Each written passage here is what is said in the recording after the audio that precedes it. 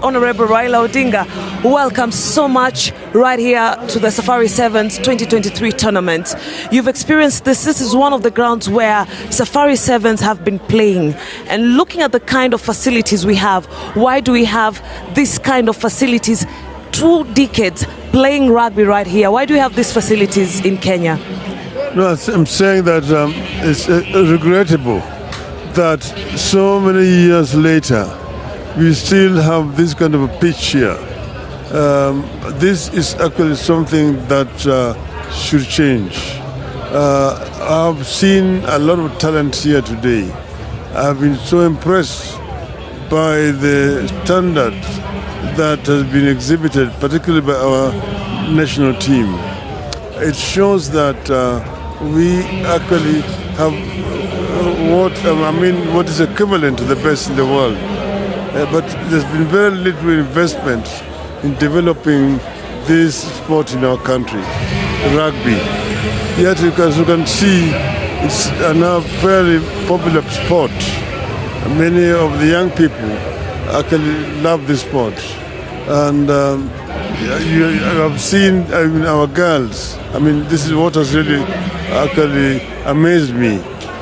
The improvement in terms of standards of rugby among the females in our country.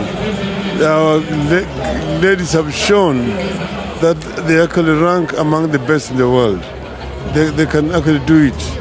So one is that there's need for proper investment in facilities in rugby, not just in Nairobi, but around the country.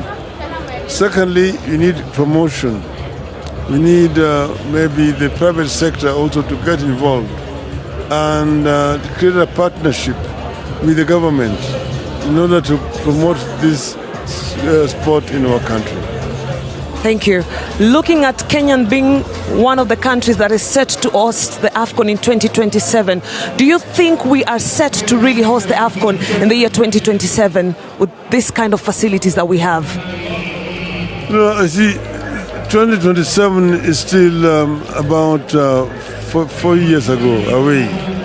And the government has actually the opportunity to improve our sport facilities over this particular period. Unfortunately, I'm not happy with the decision that has been taken by the government, to just choose 2 venues, that is Nairobi and Eldoret. I know, unlike Uganda and Tanzania, you see, Uganda has chosen Kampala, Hoima, and Lira. Tanzania has chosen Dar es Salaam, Zanzibar, and Arusha, 3 towns.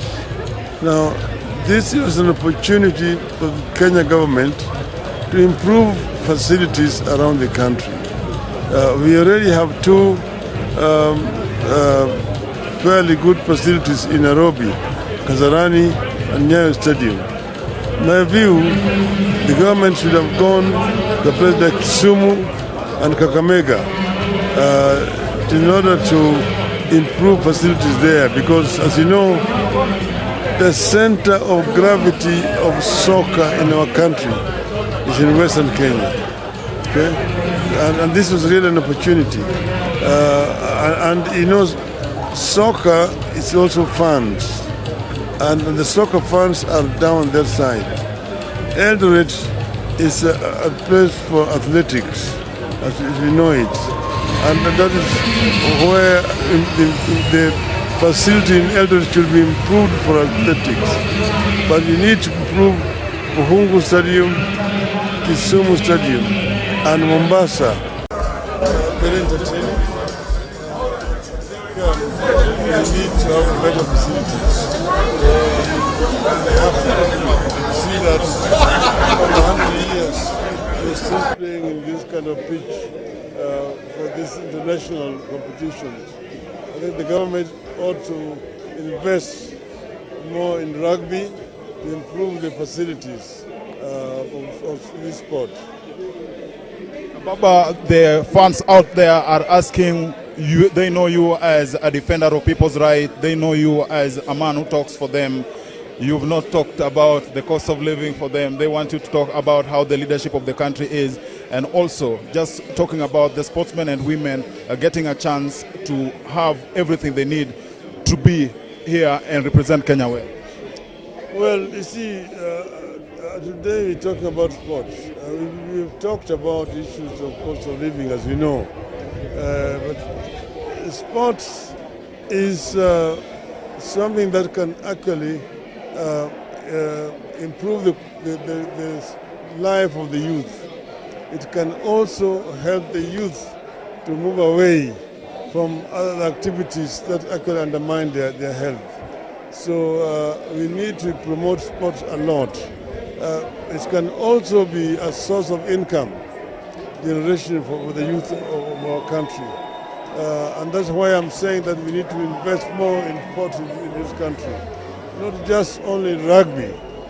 I've been talking about soccer a lot, athletics generally, and also other sports generally. I'm saying that we have not done enough for sports, and we have therefore let our youth down. We need to do more. But I also would like to urge our youth to come together themselves and participate in sports generally. So I know that the country is hurting.